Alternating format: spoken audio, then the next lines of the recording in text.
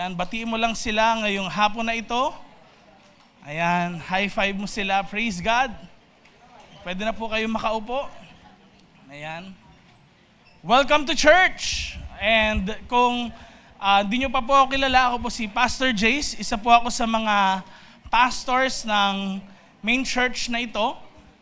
Ayan. And hindi ko alam kung nakakasunod po kayo sa series natin. Pero ito pong month ng January, meron tayong naging series and it's all about Jesus said. Ano nga po yon? Jesus said, follow me. Sabihin mo nga, Jesus said, follow me. And nung nakaraan pong linggo, kung kayo ay nandito, review lang natin, nag-share po ako sa inyo nung nakaraang linggo ng isang naging graph kung saan makikita yung relation ng buong Bible nating binabasa. And next slide please, pwede ba natin pakita? From Genesis po yan to Revelation, makikita nyo po yung cross-references, sobrang dami. Pag sinabi pong cross-references, kumbaga merong relasyon sa isa't isa, kumbaga meron silang isang common na pinag-uusapan, at makikita nyo po, related sa isa't isa yung kanilang mga sinasabi. And yan po ay ginawa noong 2023, 2 years ago. And alam nyo po, 3 years ago na, almost, kasi talagang ang bilis ng panahon, grabe. Nasa last week of the month na tayo. And alam nyo po, nung pinagraph po ito, dahil nga uso na yung mga machine, AI ngayon, ganyan po yung na-discover sa panahon natin. And next slide please, pakita natin. Next slide. Alam niyo po, merong natuklasan or nalaman tayo last week na ano po yon. Ang nagsulat po ng Bible ay hindi isang tao lang. Napakarami pong books ng Bible. Meron tayong 66 books of the Bible. And ang Bible po ay naisulat hindi ng isang tao lang, kung hindi ng 40 na tao. Na hindi sila nag-usap, sinabi nila, uy Jonas, Gian, meet tayo, kailangan kasi natin mag-usap kasi meron tayong kailangan na gagawin na ganito na kailangan related sa isa't isa, kailangan walang contradiction. And alam niyo po, walang nangyaring ganon dahil itong 40 na tao po na ito ang nagsulat ng Bible sa 3 languages. So sila po ay galing sa iba't ibang kontinente nung time na yon. So ito pong 3 continents na ito ay Asia, Europe at saka Africa, no? And galing din po sa 3 languages nung unang panahon na yon. Ano po yon? Hebrew, Aramaic, saka Greek.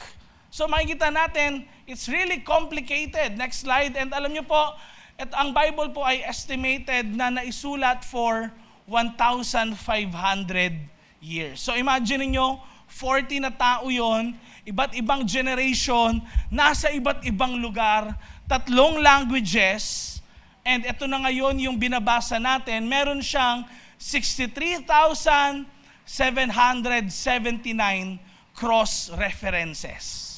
Sino sa inyo amazed doon? Come on. Palakpakan naman natin si Lord. And kung hindi nyo alam, ano kaya yung best-selling book sa balat ng lupa? For all time. Kung di kayo familiar kung ano yon, walang iba kundi ang Bible. Sabihin mo nga, Bible. Now, dito natin makikita, it changed nations, it changed lives, at ganun din, nagkaroon ito ng impact talaga sa next generation. Biruin niyo po, yung Bible na naisulat for 1,500 years ng 40 na tao, in 3 languages, in different continents, grabe, nagkakalakip-lakip, tapos iisa yung message, and hindi sila nagko-contradict. But, dito natin makikita na may impact sa buhay ng mga tao ang Bible, and that is why we enjoy yung benefits ng Christianity sa kapanahunan po natin. And hindi tayo katulad ng ibang bansa na yung freedom ay wala. Di ka pwede makapag-post sa social media, anything about your government, anything sa mga negative na bagay. Pero this time, you are free. Kasi bakit? Merong Christianity na ngayon nagsulong ng freedom sa buhay ng mga tao. And yun yung gustong gawin din ni Jesus sa buhay ng bawat isa sa atin. Gusto tayong palayain ni Jesus sa kung ano man yung umaalipin sa ating buhay. Gusto rin tayo palayain ni Jesus sa anumang mga addictions. Amen? Gusto tayong palayain ni Jesus sa lahat ng bagay na pwedeng umaalipin sa ating mga buhay. And you know what? May natuklasan po ako recently. Ito po ay nakandak many years ago, next slide, ng Institute for Biblical Research.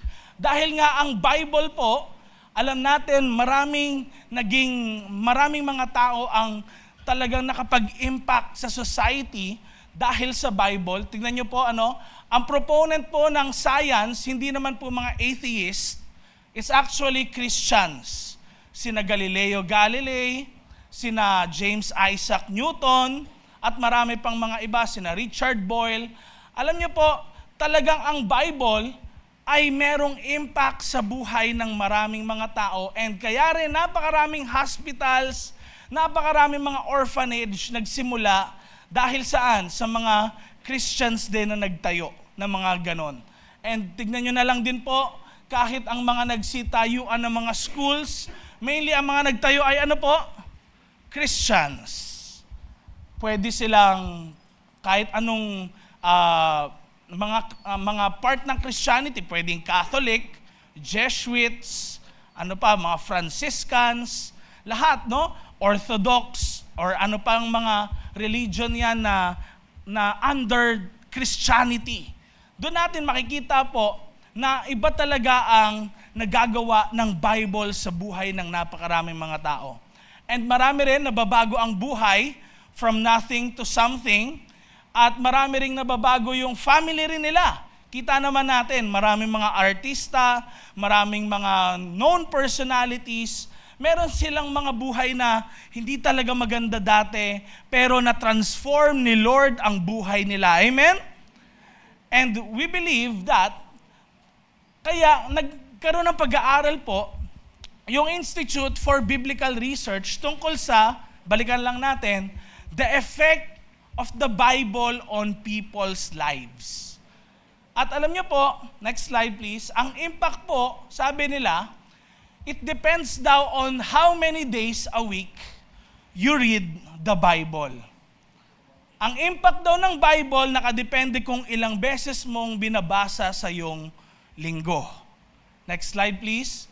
Ang sabi, pag daw isa lang beses ka nagbabasa ng Bible sa isang linggo, wala daw effect sa buhay ng isang tao. Take note sa isang linggo, pag isang beses ka lang nagbasa, walang effect. Pero kapag daw 2 or 3 days per week, sabi, meron naman, pero hindi masyadong kita sa buhay ng isang tao. Pero pag na-break mo daw yung barrier na yon ng 2 to 3, at ikaw ay nakapagbabasa ng Bible at least ilang beses po? 4 times a week. Next slide.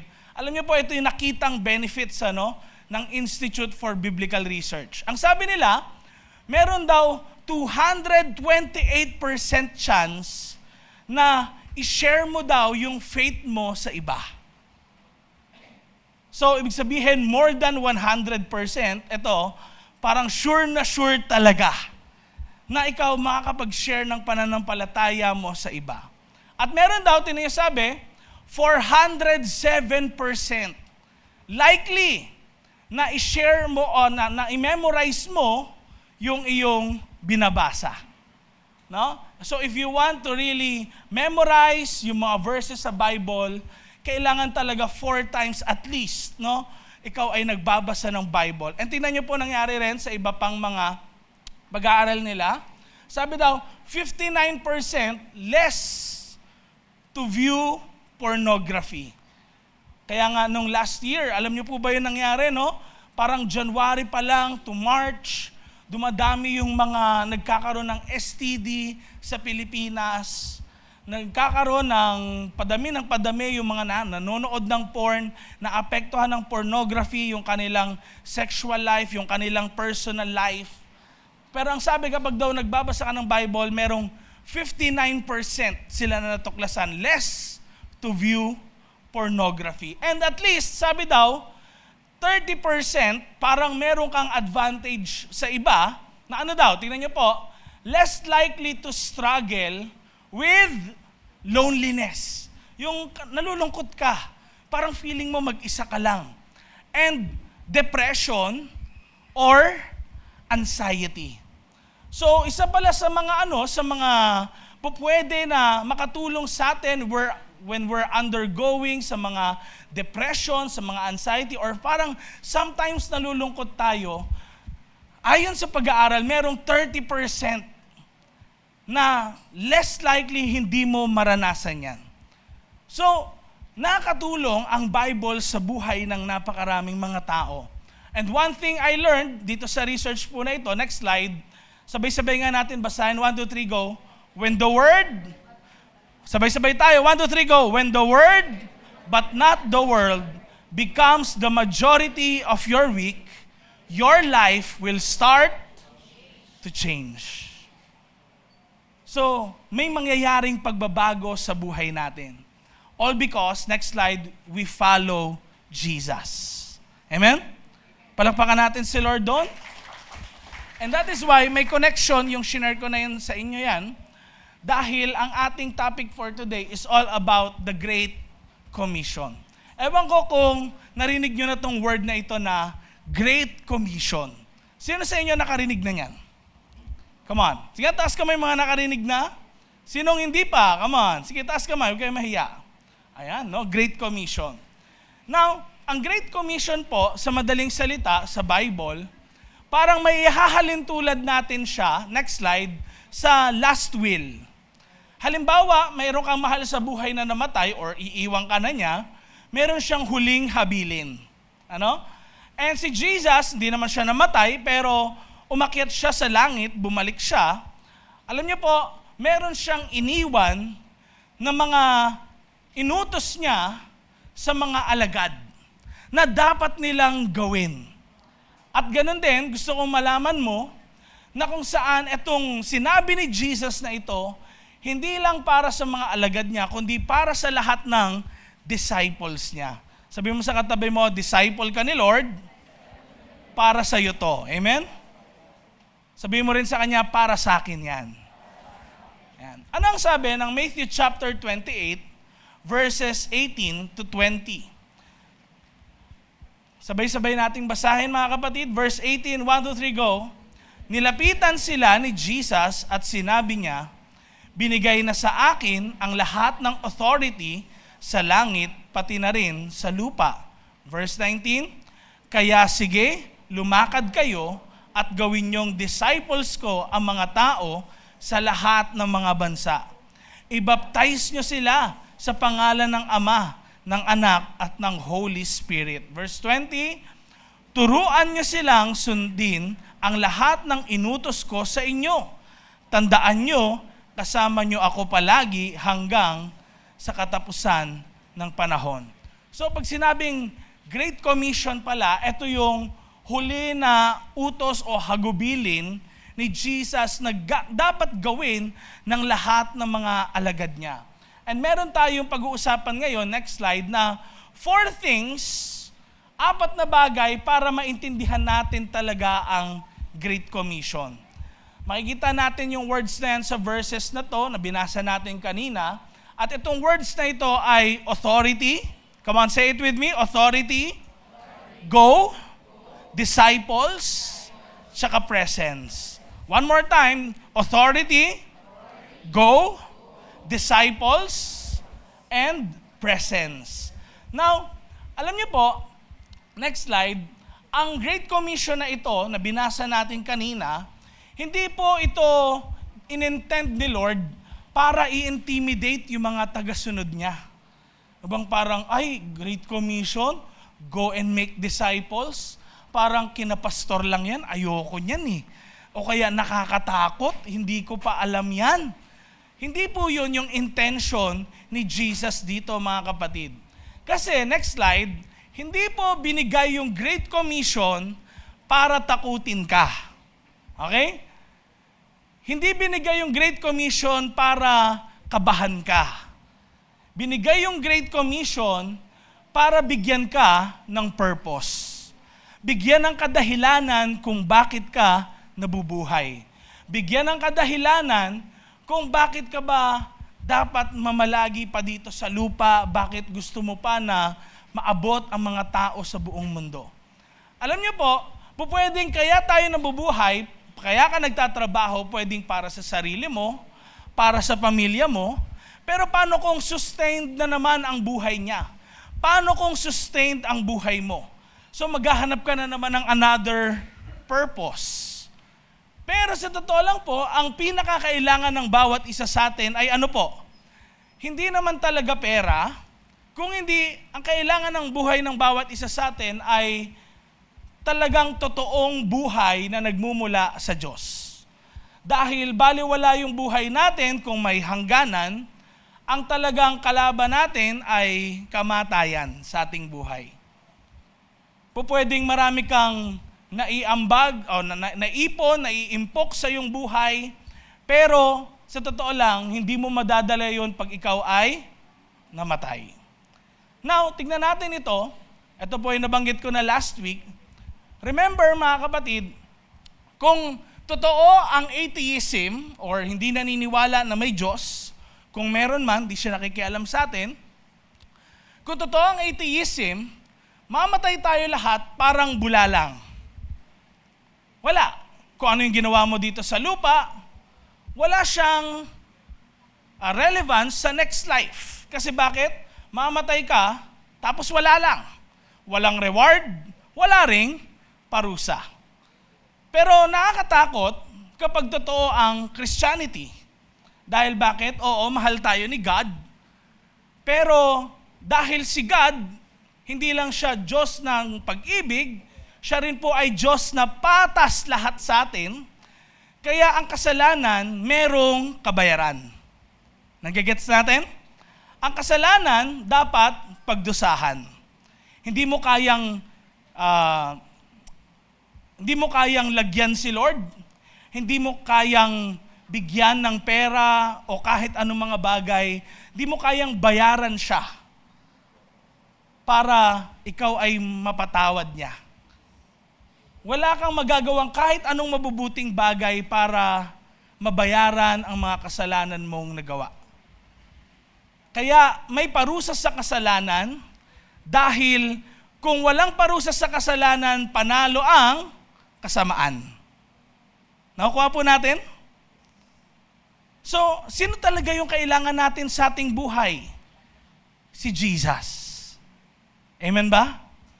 Dahil bakit? Ito ngayon ginawa ni Jesus, ang Diyos ay nagkatawang tao.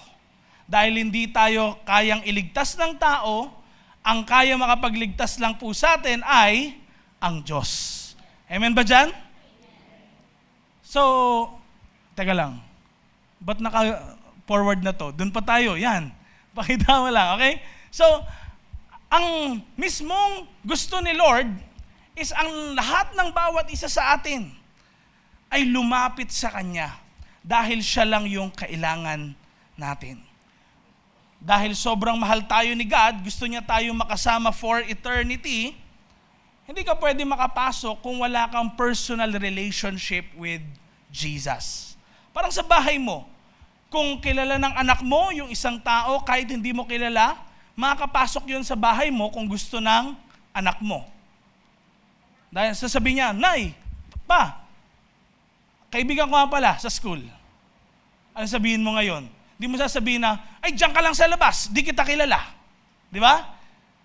Makapasok tayo ngayon sa kaharian ng Diyos dahil kay Jesus. Kaya sabihin mo sa katabi mo, kailangan natin si Jesus. Amen? Amen? Now, etong sinasabing pagpunta, going and making disciples, next slide, hindi po tayo nag-go para maging disciples tayo. Hindi natin to ginagawa or hindi tayo nag-share ng Word of God para maging disciple o maging disciple tayo. Nag-go tayo kasi disciples na tayo ni Jesus. Amen? Now, next slide. Sa binasa natin kanina, gusto ko pong basahin ulit sa inyo. Ang sabi, nilapitan sila ni Jesus at sinabi niya, binigay na sa akin ang lahat ng authority sa langit, pati na rin sa lupa. So remember, ito nangyari. Si Jesus napako sa cross, siya ay nagkatawang tao, pero dahil Diyos siya, hindi siya pwedeng mamatay na hanggang doon na, tapos na buhay niya. Kaya after 3 days, siya ay muling nabuhay. Amen? Kasi hindi siya pwedeng ikulong ng kamatayan.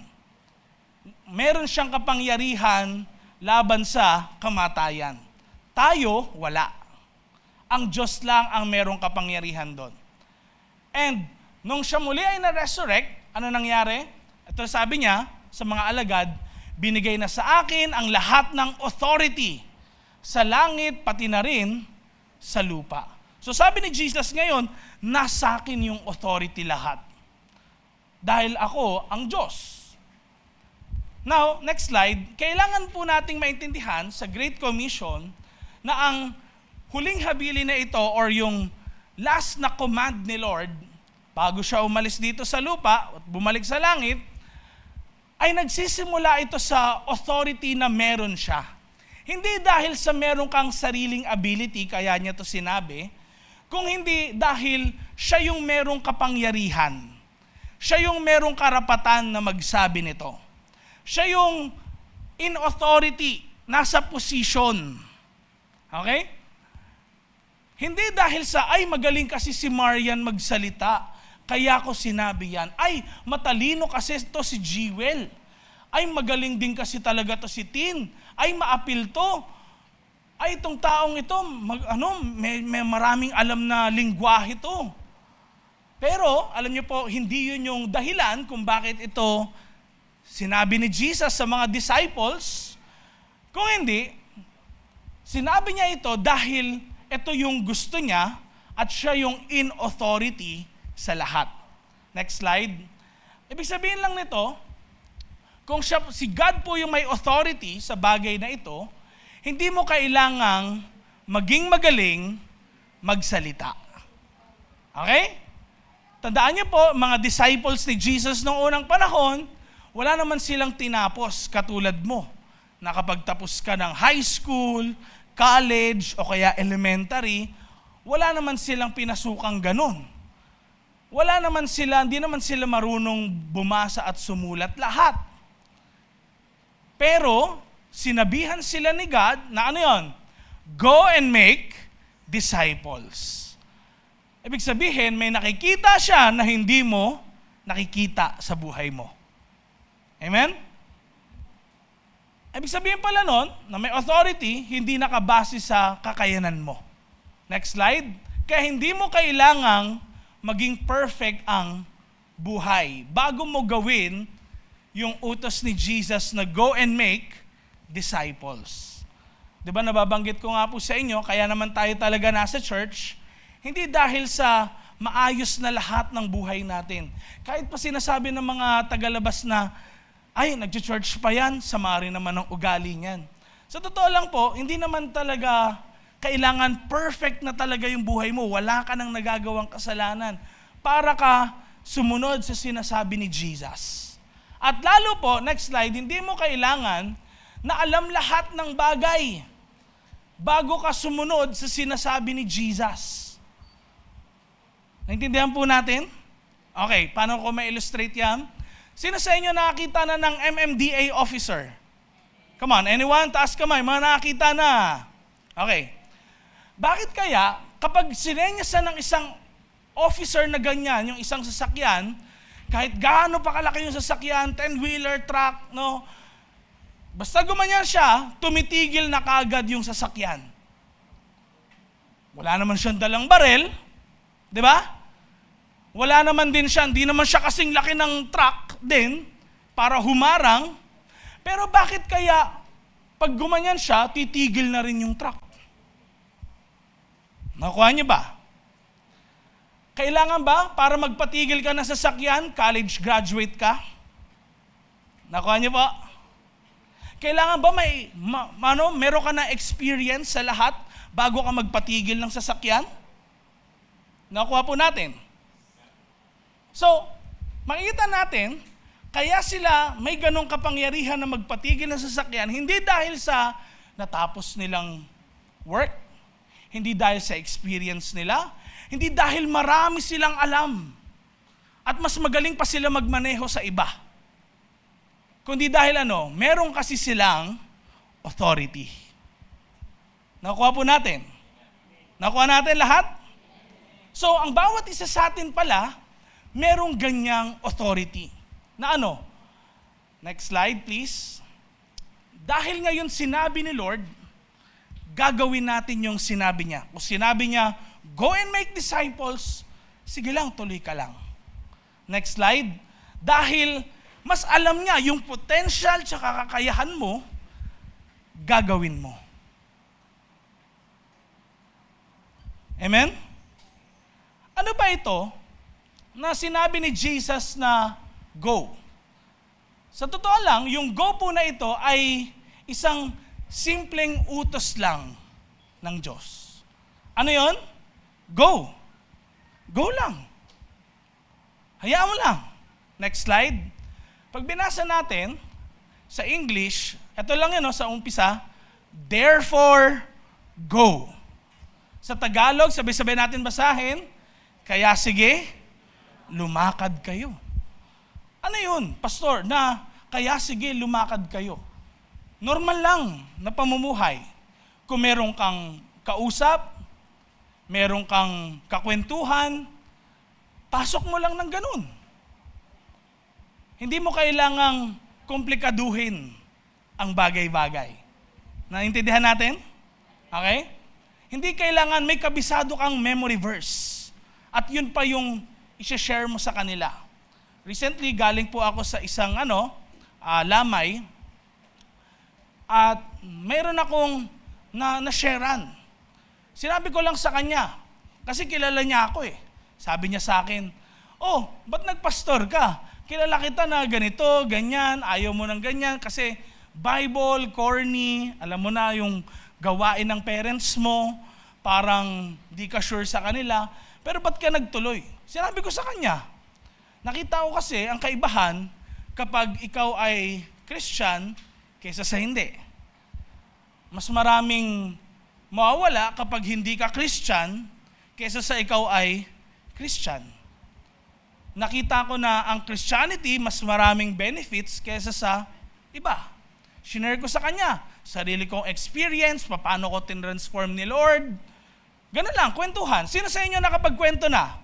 Sa friend nyo, no? Meron sa inyo nakapagkwento na? So, normal lang. Di nyo kailangang komplikaduhin. Next slide. Ito kasi akala natin. No? Ang akala natin, pag sinabing go and make disciples, ganito. Kailangan magpipreach ka, kailangan may mikropono ka. Hindi po yun. Okay? Akala natin, pag sinabing go and make disciples, mag-overseas mission ka na. Pupunta ka sa ibang bansa, doon ka mag-share. Hindi po. Okay? At hindi rin naman, magpo-post ka ng Bible verse araw-araw, ikaka-copy mo dun sa Bible app mo, tas ipopost mo. Hindi ganon. Sabi mo sa katabi mo, hindi ganon. Okay? So ano talagang ibig sabihin nito? Sa normal mong pamumuhay, nag-share ka. Tungkol kay Jesus. Tungkol sa experience mo sa Kanya. Tungkol sa kung paano niya binago yung buhay mo. Tungkol sa bakit ba nila kailangan din si Jesus sa buhay nila. Naintindihan po natin ngayon? Para bang ganito yan, no? Hindi mo kailangan umalis sa kung nasaan ka. Ang ilaw, dito sa church na ito, ngayon titignan, kailangan ba para gumana yan, para magkaroon ng silbi, kailangan ba ilabas yan? Hindi. Kaya nandiyan dyan, pwedeng gumana, pwedeng magamit para magbigay liwanag dito sa place. Same thing, next slide, sa ilaw ng ating mga tahanan.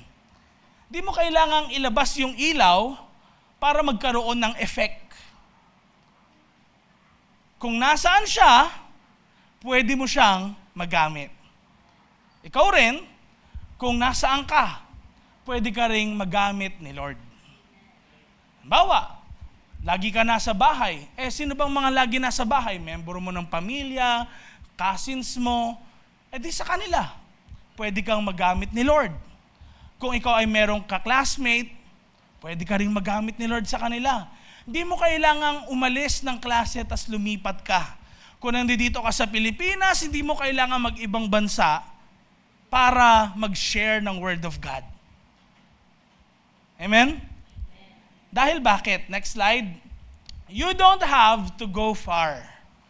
You just have to shine where you are.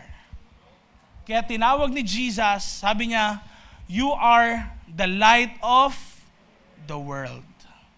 Sabi niya sa mga sumusunod sa Kanya. Now, yung sinabi na going dito, normal lang. Di mo kailangan pilitin. Kahit hindi ka mag-set ng time, sa normal mo lang pamumuhay. Meron kang mga nakakausap, nakaka-chat, singit mo lang konti. Hindi kailangang pilitin. Lalo na yung ini-invite mo kay Lord. Next slide.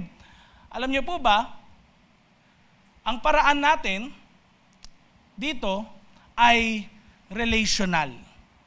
Hindi siya forceful. Okay? Walang pilitan. Sabi mo sa katabi mo, walang pilitan. So pag halimbawa ganito, tara sama ka sa church. Wag mo naman i-threaten. Halimbawa, kung barangay chairman ka, tapos okay, may connection ka. Pag di ka sumama sa akin, wala kang bigas. Wag mo naman ganunin, okay? O kaya, ninong ka, nung nakaraang December, ninang ka. Tapos, yung bata, gusto mong i-invite, ayaw. Sabihin mo, wala kang pamasko kapag di ka pumunta ng church. Wag mo naman ganunin, no? Dahil ang commandment ni Lord ay, go! Hindi niya sinabi na kapag di pumayag, patayin nyo. Walang ganong sinasabi. Sa ibang religion, yun yung paniniwala nila. Pero sa Christianity, pag hindi pumayag, mo lang. Basta ginawa mo yung part mo. Na ano yun? Go and make disciples. Amen? Next slide. Sabay-sabay nating basahin. Verse 19. 1, 2, 3, go. Kaya sige, lumakad kayo at gawin niyong disciples ko ang mga tao sa lahat ng mga bansa. Now, remind ko kayo na walang pinili dyan na mga klase ng tao. Gawin niyong disciples ko, mga mayayaman lang. Wala nakalagay na ganon. Gawin niyong disciples ko, mga pogi lang at magaganda. Wala nakalagay na ganon. Wala nakalagay na pili ng mga tao.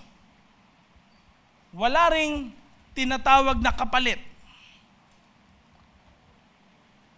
Pero ang sinabi, gawin yung disciples ko ang mga tao sa lahat ng mga bansa.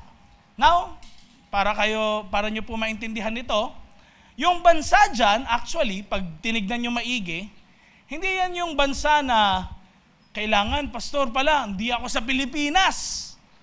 No? Hindi ganon. Kung hindi, yung bansa, ang word po doon talaga ay ethnos. Sabihin nga natin, ethnos. So yung word doon, root word yun ng ethnic. So ang ethnic, ang sabi, yung word na yun ay yung meron silang common denominator sa isa't isa. So halimbawa, may isang grupo, tulad ng mga Suba Sisters. Example. Anong common denominator nila? Sila ay magkakapatid. So, isa silang bansa. Ganun yon. So, halimbawa, pare-parehas kayo. Ang trip nyo, magbabike lang kayo. Tapos, nagyaya si Nabton. Tara, bike tayo. So, ano yun? Lahat ng mga gusto magbike, lahat ng mga puro bisikleta gusto, ang grupo nila ay isang ethnos, isang bansa. Naintindihan natin? Mga magkakaklase sa isang classroom. Ano yon? Ganon din po yun. Ethnos din yun. Isang bansa. Naintindihan natin? Basta meron silang common denominator kahit ano yun. Bawa, isang barangay, isang pamilya, kahit ano po yun. Kaya sinasabi ko sa inyo to para maging malinaw. Okay? Next slide. Dahil, number 3, makita natin, ang goal ay disciples. Sabihin nyo nga, disciples. Ito disciples ang gusto ni Jesus. Hindi numbers. Hindi niya sinabing, go and make disciples of all nations. Kailangan, tig-12 din kayo, katulad ng ginawa ko. Hindi niya sinabing gano'ng eksakto. Kailangan maka 144 ka. Hindi niya sinabing gano'n. Kailangan, isa ka lang. Maka-win ka ng isa. Walang gano'n. At hindi po ito paramihan ng miyembro sa church. Hindi sinabi ni Jesus na, okay, go and plant churches, tapos, kailangan maging kasinlaki ng Araneta Coliseum yung church nyo. Hindi yun sinabi. Ano lang sabi? Go and make disciples of all nations. Kasi po pwede pala yun, maraming uma-attend sa church, pero hindi naman disciple. Amen? Next slide. Ano ba pag sinabing making disciple? Ito po ay merong relationship kayo na binubuo sa isa't isa. Remember kapag relationship, sa panahon kasi ngayon, pag narinig ng mga tao or kabataan yung relationship na word, iniisip na kaagad, jowa, girlfriend, boyfriend. Pero sa totoo lang, yung relationship po na ito ay ibang klase ng relationship. No? Relationship na kung saan hindi po yung pag-girlfriend, pag-boyfriend, kundi relationship na meron kang connection sa mga taong ito. Hindi para meron kang makuha sa kanila, kung hindi, ginagawa mo lang dahil mahal mo sila kay Lord. Remember, ang relationship, iba sa transaction. Halimbawa, binigyan ko si Jewel ng ballpen dahil kailangan niya ng ballpen. Hindi yun yung transaction na, ay, babawi ka sa akin, Jewel kasi may binigay ako sa'yo. Tinulungan kita, Hana, kailangan tutulungan mo rin ako. Hindi yon transaction. Mag-spend ka ng time, magbibigay ka ng oras, pera, panahon, para lang siya magkaroon ng kaalaman mas malalim tungkol kay Jesus, para lang din matulungan siya sa personal niyang mga struggle sa buhay. Naintindihan natin? So, yun ang pag-make disciples. Paano ba nagkakaroon ng relationship? Through constant din na communication. Pagpapakilala sa isa't isa. O kaya, meron kayong ginagawa outside. Pwede kayo naglalaro, nagbabanding kayo sa labas, kumakain din kayo. Kahit walang sharing of God's word minsan, ganun. Because making disciples is simple. Discipleship is all about relationship. Amen? Amen? Darating din yung time na hindi na kayo mahihiya sa leader ninyo, magtanong, magsalita. Kayo rin, hindi rin siya, yung leader nyo rin, hindi mahihiyang magsalita rin sa inyo. And kinikilala nyo sila as someone na makakatulong sa inyo, sa journey nyo on being a disciple of Jesus. Next slide. Making disciples ay hindi po pressure. Kung hindi ito ay process. Sabihin mo nga yun, process. So pag sinabing process, unti-unti yan. Amen? And pag sinabing process, may stages. Hindi agad magaling. Hindi agad perfect. Hindi agad okay. May process. Hindi kailangang pilitin. Amen? Kung hindi merong process. At next slide please. ang pag-make ng disciples po ay isang journey. Lakbayin. Hindi isang event, no? Isang beses lang, tapos wala na, hindi na ulit gagawin, sa next year na lang ulit, see you next year. Hindi po. Ang disciples or making disciples ay isang journey. Kaya tingnan niyo sabi ni Jesus, sige, lumakad kayo. Lakad lang. Kung saan kayo mapunta, saan kayo man pupunta na lugar, go lang, tuloy-tuloy lang. Dahil bakit? Ang discipleship ay journey. Minsan, nadudulas ka, nadadapa ka, pero nagpapatuloy ka pa din. Minsan napapagod ka, pero nagpapatuloy ka pa din. Kasi nga, isa itong journey. Amen? Minsan masaya ka, mabilis, minsan mabagal, pero isa itong journey. Amen? Habang ikaw ay nabubuhay, part pa rin yung tinatawag na discipleship. Ito yung gusto ni Jesus magkaroon ang church. Na ano yun? Magandang relationship sa isa't isa. Na pagpasok mo sa church, hindi yung hindi mo kilala lahat. Kundi meron kang mga kilala, kahit hindi mo man kilala lahat, meron kang mga taong kilala mo at napagkakatiwalaan mo at pwede mong ma-sharean tungkol sa nangyayari rin sa journey sa buhay mo at ikaw rin natutulungan ka rin nila. Hindi dahil sa nagtutulungan kayo, kaya kayo merong relasyon. Tandaan nyo, it's a relationship, hindi transaction. Okay? Naintindihan natin? Kaya nga sabi ko sa inyo, kahit noon, hindi naman yan yung parang, anak ha, ang dami kong ginastos sa'yo noon. Yung mga gatas mo nung baby ka, kaya ngayon, 20 years old ka na, bayaran mo lahat yon. Hindi ganon, di ba? Hindi ganon, kasi merong relationship. Naintindihan natin? Naintindihan natin? So, ito ay relationship, process at journey. Amen? Next slide please. Kaya ang disciple po, tandaan nyo, hindi agad perpekto. Ang disciple ay natututo. Hindi yan yung alam na kagad lahat. Kaya may isang tao, halimbawa, niisip mo, ano ba to? Gusto ba nito maging disciple? Gusto ba nitong sumunod kay Jesus? Next slide. Pwedeng nakikita mo kasi ganito, no? Next slide, please. Pwede kasi nakikita natin, ay baka hindi pa siya ready. O kaya ang dami niya pang issues.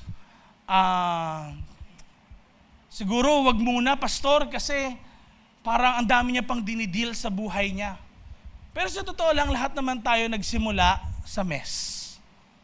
Ano yun? Nagsimula na magulo buhay natin, nagsimula na talagang marumi buhay natin, hindi maganda, pero kaya nga tayo nagpapadisciple para sa ganun, samahan tayo ni Lord, ayusin niya yung buhay natin, at hindi tayo nag-iisa sa lakbayin na to. Amen? And next slide, God can turn that mess into a beautiful message. Sabi mo sa katabi mo, sa mess mo, may magandang message si Lord. Amen? Next slide please. And last but not the least, dito sa verse 20, anong sabi po, sabay-sabay natin basahin, kasama niyo ako palagi hanggang sa katapusan ng panahon. Isa sa pangako ni Jesus ito, na talagang kung tayo susundin natin yung sinabi niya, we just go and make disciples, sa normal lang natin na pamumuhay, sasamahan niya tayo. Kung di mo na-feel, Lord, kasama ba kita talaga? Tingnan mo rin sarili mo. Are you going, or as you go ba, do you make disciples? Nakakapag-hikayat ka ba kay Lord? Tandaan nyo, walang number. Amen? Kahit isa lang yan. Basta ginawa mo yung pinapagawa ni Jesus. O kaya kahit 1,000 yan, nasa sayo. Amen? Kung yun yung gift ni Lord sa'yo eh. Pero ito, makikita mo that as you go, kasama mo si Lord.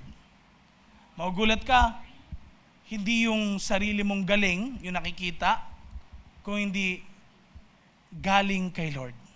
Kasi bakit? Tingnan nyo Next slide. Yung tapang, yung husay at saka yung galing ay na kay Lord.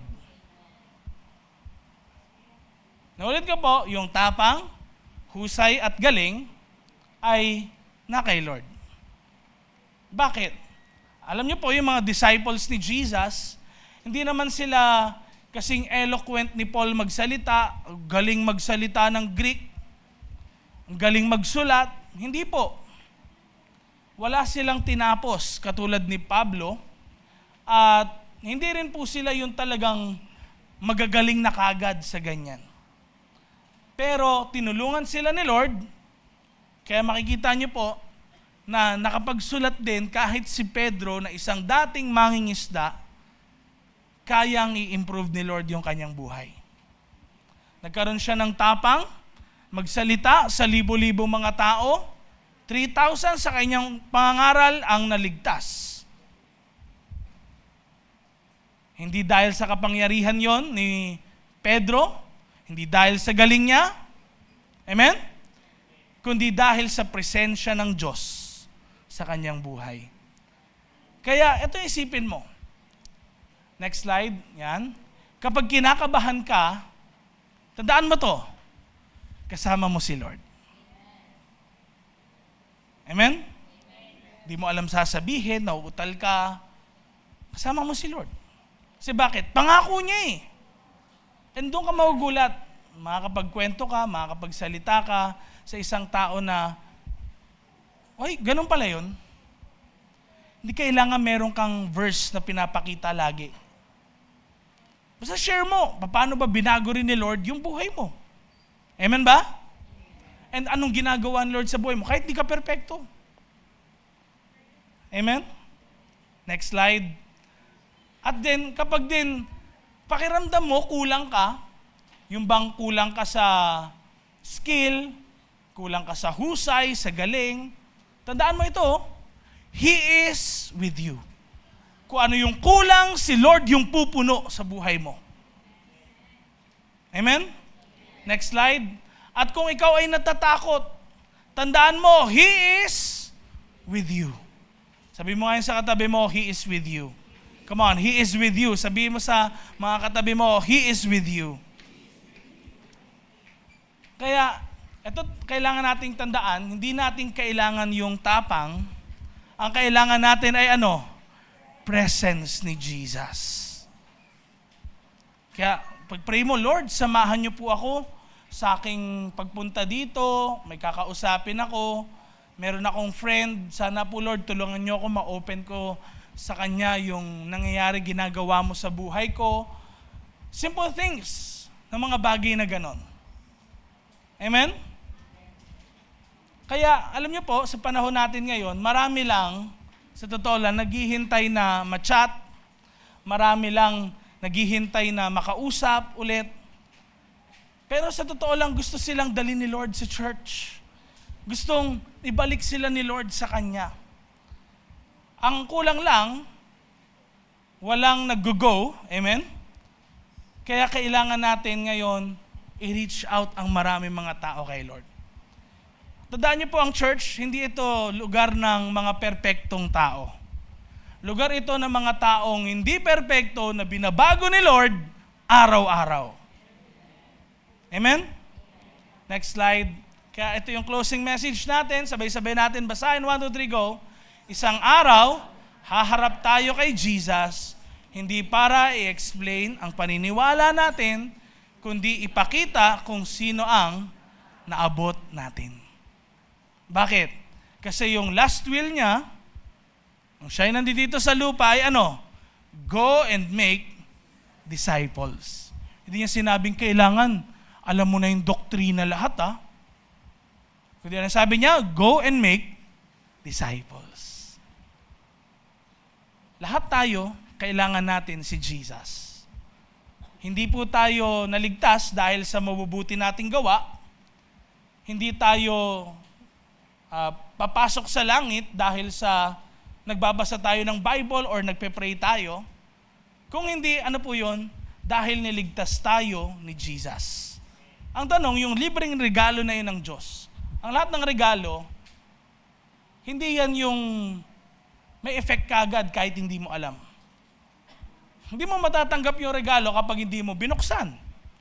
Hindi mo matatanggap yung regalo kapag hindi mo tinanggap sa iyong buhay.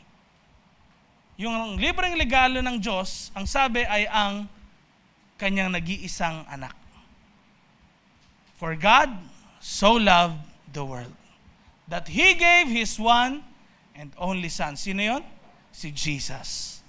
Na sino mang sumampalataya sa Kanya ay di mapahamak kundi magkaroon ng buhay na walang hanggan. Lahat tayo kailangan natin si Jesus. We are a church, di dahil sa perpekto tayo, kundi kailangan natin si Jesus. Perhaps meron kayong gustong mabago sa inyong buhay. Perhaps gusto nyo na magkaroon ng transformation sa inyong family. Hindi makakatulong ang tao totally sa inyo, kundi naniniwala ako makakatulong sa inyo si Jesus. Amen? Tayo lahat ay tumayo. And let me pray for you. Kapatid, simula sa araw na ito, kung nasaan ka man, na lugar ngayon, nasa bahay ka, doon ka lagi, madalas, ba't hindi mo invite yung kapitbahay mo, friends mo, kamag-anak mo? Kung ikaw ay madalas sa school, ba't hindi ka naman magdala ng mga friends mo sa school? Ka-classmate mo, kahit din teacher mo. At bakit din hindi ka rin mag-invite naman ng mga katrabaho mo kung ikaw ay nagtatrabaho? Tandaan nyo, ito yung gusto ni Lord maging buhay ng bawat isa sa atin. Magdala tayo ng mga tao sa Kanya dahil mahal niya ang bawat isa sa atin. Ayaw niyang mapahamak ang sino man. Tayo ay manalangin. Lord, narinig po ng bawat isa ang iyong mensahe. Dalangin ko, Lord, kayo po yung magbukas ng kanilang mga puso. Nawa, Lord, simula sa araw na ito, sundan kanila sa kanilang buhay. Kung meron sa kanila, Lord, intimidated, ayaw nila yung bagay na ito, Lord, buksan mo po yung kanilang puso sa discipleship. Buksan niyo po yung kanilang buhay sa relationship.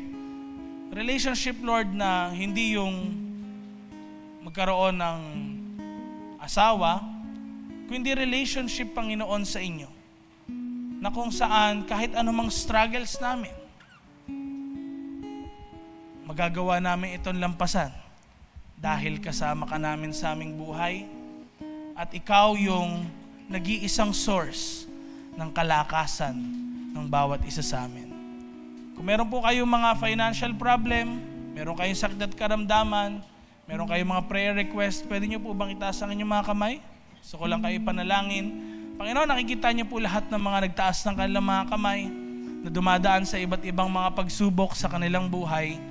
Batid niyo, Panginoon, sa kanila meron silang family problem, makagaling din sila, Lord, sa broken family, broken relationship. Lord, nakikita niyo po ang mga may kailangan ng healing sa kanilang mga puso.